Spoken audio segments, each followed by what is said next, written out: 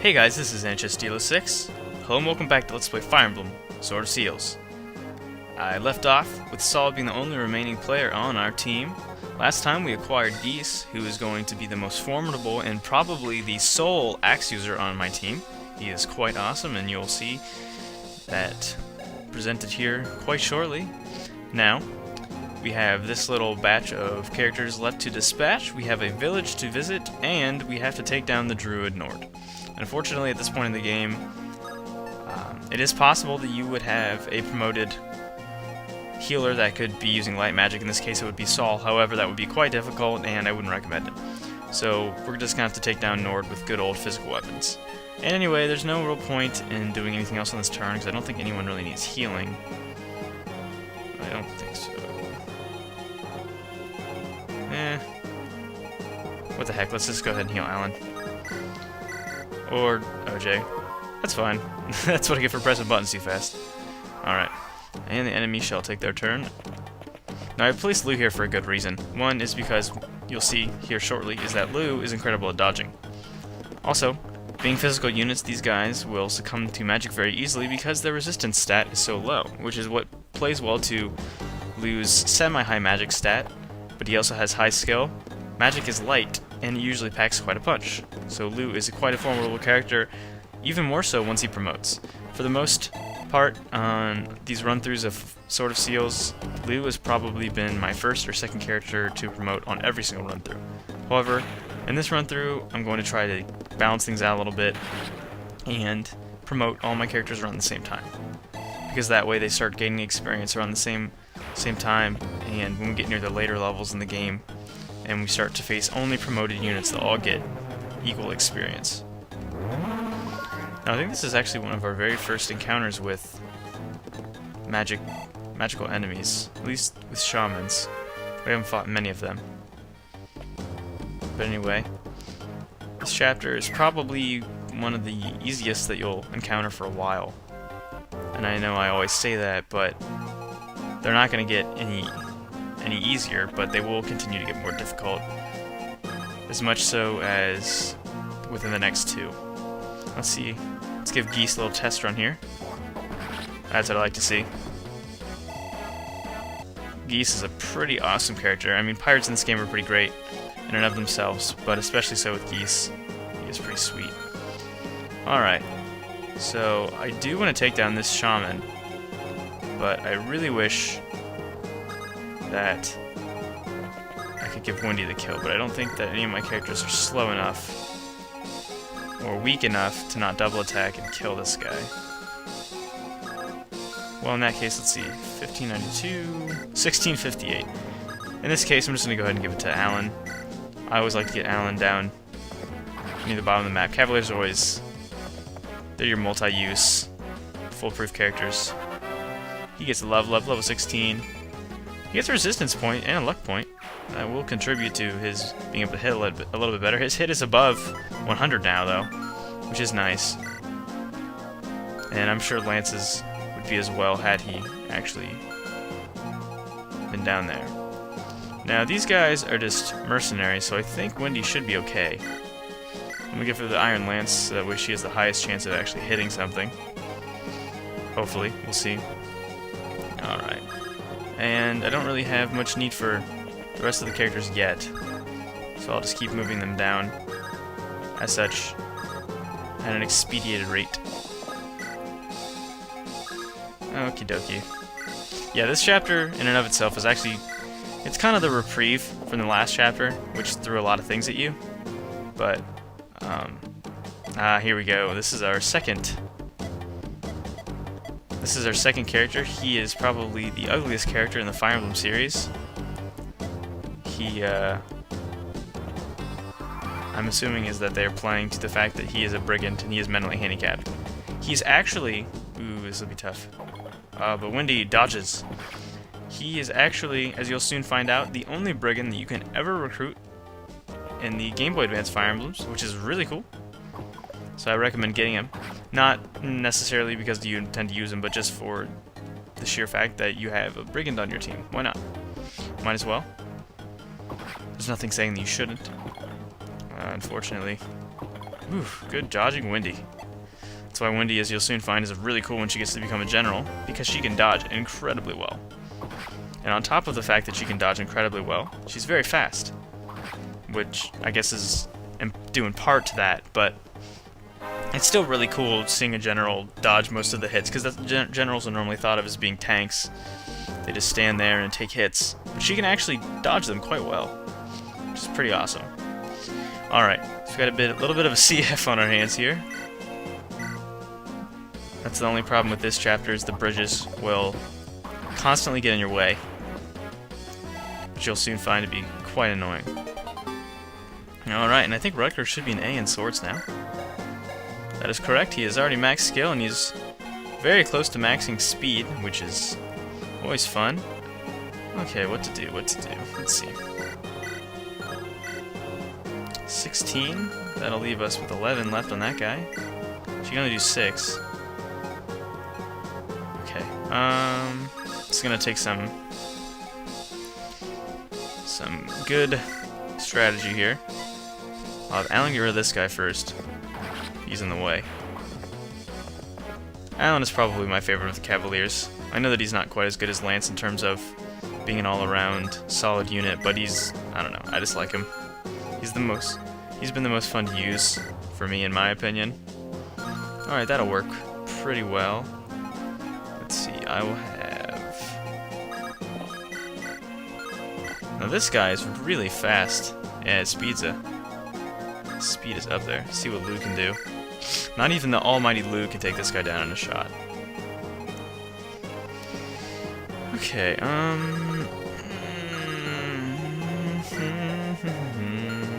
maybe Rutger would probably be the only person who'd be able to do that. I'm conflicted here. Let me see. Well, because I gotta make sure that I kill all these characters, if I don't, I'm screwed. I think Lou will actually be able to do the most amount of damage. Yes, I believe he will. If he hits him. There we go. Lou would be able to do the most amount of damage, and he had the highest chance to dodge, at least that I would figure. So this guy has 10 left. Wendy still wouldn't be able to kill him, but that's okay. Lance will kill this guy, hopefully.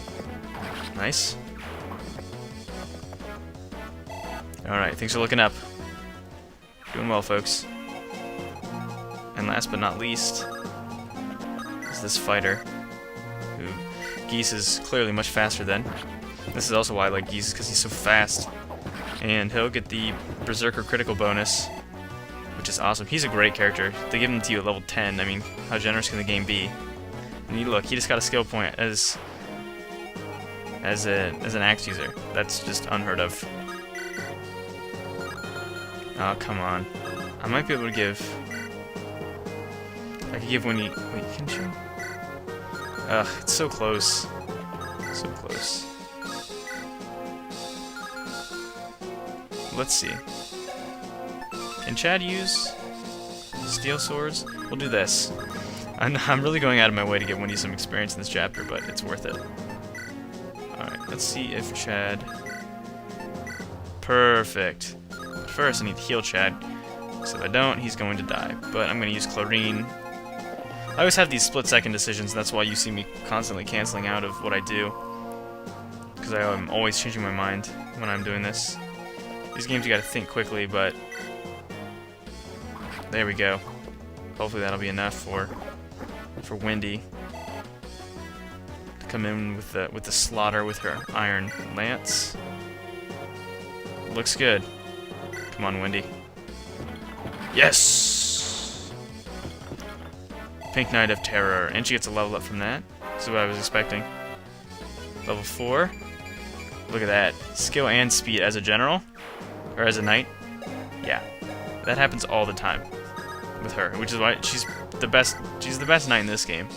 By far. Bors and Barth can't remotely hold up to her at all. Alright, and Saul is a B in staves, which is cool, and Roy bringing up the rear. And Gonzalez is gonna make his way up to that village, so that's the reason why I told you that you need to bring Lance, or somebody who can move quickly with Lena.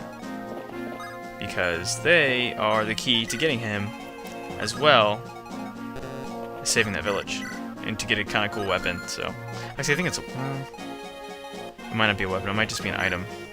Who knows? It's cool. That's important. Most of the things in this game are pretty cool in my opinion, though. So, my bias will most likely skew in any and all opinions that you'll hear. Because if I didn't like this game, you would hear me just cursing it to death. But unfortunately, that's not the case, because this is my favorite series. This isn't my favorite game in the series, though. The other Fire Emblem is, but this one's a close second. Very close. Don't even get me started on Sacred Stones. What a mistake. I remember when I first played this game, when I was younger, it was probably like middle school, maybe like 7th, 8th grade, and when I first played this game, and I just finished playing Fire Emblem, it was maybe a year of separation between the two, and I remember when I first played it, how awesome I thought the game was. I obviously loved it. I got Final Fantasy Tactics and this Fire Emblem at the same time, so I did have something to compare it to, because Final Fantasy Tactics, if you haven't played it, is one of the greatest games ever. And this is the advanced version, not the PlayStation version, unfortunately, but I love that one too. And so, when I had started playing this game, I had played it on an emulator, but in order to get it, because I knew that there was a fan translation that came out in '05. I remember how excited I was to find out that that had happened, because I knew that this game existed, but I didn't know how to get a hold of it. And I remember when I heard that there was a new Fire Emblem coming out, I saw that on GameFAQs or something like that, there's a new Fire Emblem coming out. I almost crapped myself because I was so excited. But little did I know that that Fire Emblem that was coming out was going to let me down so hard, because it wasn't this. It was Sacred Stones, which, in my opinion, there's no competition between Sacred Stones and this. Sacred Stones is one of the most subpar Fire Emblems, and this one is one of the best. But anyway, you have to use Alina to talk to Gonzalez, because she is the mediator, so she's going to smooth things over. Exactly. And so she feels bad for him. And Gonzalez only was going through orders. He didn't want to hurt the people, and most of the people around him didn't like him, so that's why he is the way he is. But anyway, Gonzalez, as you can see here, his strength is 12, he's level 5, 36 HP. That's ridiculous. But this right here, this skill stat will kill you. His skill growth is, I think, 25 or 30%, which is terrible. So he'll never, ever, ever be able to hit anything. That's why Geese, having the strength of 10, 2 less. His strength growth is not as good as Gonzalez, but his skill being 10, more than enough to help you out. Now, going back to my story about Fire Emblem, like I said, when I found out that there was a new Fire Emblem, I was very excited. However, upon finding out that this Fire Emblem was Sacred Stones, and I bought it, and I was like, oh, this isn't the same game, because I ROM'd this game before, or like I'd seen screenshots or something like that. I don't remember what it was. Oh, no, what was it? Oh, sorry. I emulated the game first, and then I thought that it was going to be coming to America, because I knew that it existed in Japan, but I didn't know that if it was going to get a fan translation or not. And when I found out that it was going to get a fan translation, or so I thought, I got excited. But then Sacred Stones came out, and I was let down. And the worst part about Sacred Stones is that I actually lost my copy of the game a few months after I bought it, and so I bought another one about 6 to 8 months later, and so now I have 2 copies of that game, which, ugh, just ugh, that's all I can say. Will I Let's Play that game? I don't know, because I'm absolutely in love with the Fire Emblem games for the Game Boy Advance, but I don't know if I love them that much. So sorry to disappoint any of you that really just have a huge hard-on for Sacred Stones. I don't know what to tell you. It's up in limbo right now. Anyway, I'm just gonna leave these guys. Actually, I might let's send Geese up there just for funsies. Geese and Rutger will make short work of those guys, and we're just gonna keep trekking down here. Just make sure that you enjoy this chapter while you can, because it's the last one that you'll get. That's a reprieve. They start to get really ridiculous after this, and not only is this game brutal in terms of the fact that when enemy reinforcements pop up, they can attack on the same turn. Some of the requirements in order to obtain the Gaiden chapters in this game are ridiculous. Absolutely ridiculous, and getting some of the promotion items, super difficult.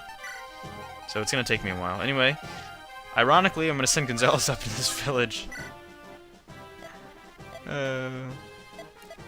So Lalum was, she's gonna give us a Sword Reaver, which is cool. But unfortunately, they don't say anything negative about him. I kind of wish they would have put a little thing in there about Gonzalez being a monster, or that they wouldn't give you the weapon if he shows up or something. I don't know. Just something kind of cool, but they didn't. Oh well, I can't really fault them. And unfortunately, Geese misses, but that shouldn't happen too often. He gets skill at a pretty good rate, so it's not really that big of a deal. And Rutger is awesome as always. Once he promotes, he is going to be unstoppable. This guy's Nosferatu. I'm not sure if we've actually seen Nosferatu in any of the other games. But Nosferatu is actually a light magic in the other Fire Emblems. It's also a movie that's supposed to be an adaptation of the Dracula story by Bram Stoker. That sounds right. I'm probably right. You're so cocky and annoying. No, I'm just kidding. Alright, so we're almost done. Probably just going to get right up into the boss, because I don't want this video to go on too much longer. It's already gone quite long enough. I kind of want... I want Wendy to kill this guy, but I just have a feeling that he's going to try to kill Wendy. Could be bad news. Because her resistance stat is terrible anyway. Maybe I can surround him. That's what I'll do. I'll surround him. You won't be able to get to Wendy. You won't be able to even get to Wendy. That's always a good plan. If you're afraid the character can be harmed by another, just surround them by other units. That's always the best way to do it. And Nord is a druid, but his defense is poop. So I'll show you next time, because you're not going to get to see that this time. This video is already long enough. And like I said, I like my videos to be a little bit longer, in between the 15 to 20 range, but not too much longer than that. That just gets a little ridiculous by that point. Alright. So Geese is going to finish that guy off. And hopefully that other pirate will come down and attack him instead of Rutger. Who knows? Yes. Good, good, good. And they're going to go after Roy. And Roy, right now, he seems pretty pathetic in terms of HP and some of his other stats, but my Roy is actually quite good in this game. Roy usually doesn't turn out to be very good. But, I mean, like father, like son doesn't really pertain here. And unfortunately, Wendy is... Let me get her one bit closer. I'm going to put OJ right here, so that way he definitely can't get to her. And I'm going to... Let's see... Nope. I'm going to whittle down his health with Roy, so that way Wendy will be able to actually kill him for the 30 experience as opposed to the 10 that she would get if she only did damage. Alright, so that looks good. And I think everything else is just dandy. And Alina with 18 HP at level 9. Oh, there are definitely reinforcements there. I didn't even see those. Like I said, the turn that they appear on, they can most certainly attack you. Well, good luck, Saul. Saul's pretty stocky, you should be able to hang in there. And there's Geese getting a double attack, fresh off the boat. That's pretty great. And another level up. He's level 12 now. Look at that. Look at that level up. Wow. Hang in there, Saul. Hang in there, Clarine. Alright. That was actually pretty bad negligence on my part. I was not paying attention. But anyway, those reinforcements will extend this chapter by a couple of minutes, so I'm sure that makes all of you happy. Alright, Wendy. Do it to it. Ah, no. If he hits me, that's going to be real annoying, because Nosferatu gives you HP back. Ugh. That's going to restore him to full health. But that just gives me another reason to heal. So that's not a big deal. I'm always okay with healing my characters, because giving your healers opportunities to do so is always important. Alright, so let's see. Chad can do pretty good bit on this guy. Okay. Zoop.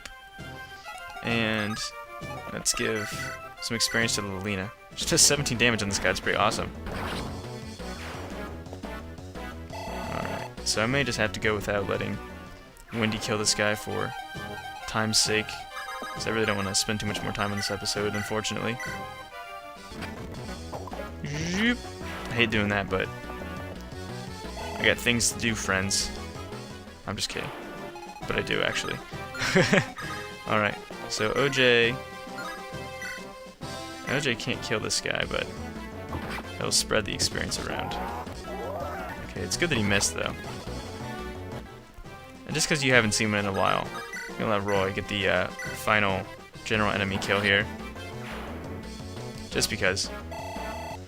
And he gets close to level up, but just not enough. I can't even talk.